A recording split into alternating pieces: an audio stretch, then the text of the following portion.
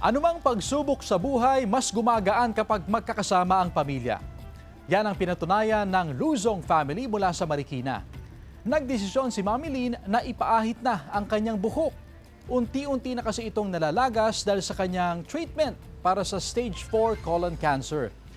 Ang dalawa niyang anak, hindi lang siya sinamahan sa salon, dinamayan din siya sa malaking hamon. Kumuha ang anak niyang si Arel ng razor at kinalbo ang kanyang ulo. Nakisali rin ang kapatid niyang babae na si Kat.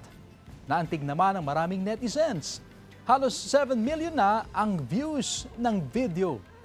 Kasama na rin sa journey ng pamilyang shaved hair laban sa cancer ang mahigit sa 600,000 netizens na pumuso rito. Kung sino po man yung merong may sakit, huwag niyo pong itago. Mas masarap pa lang kung may nakakaalam kasi marami talagang nagmamahal sa'yo at maraming lumalaban para sa'yo. Bigyan din po natin ng time, ng way, yung mga mahal natin sa buhay na ipadama sa atin kung gaano nila tayo kamahal.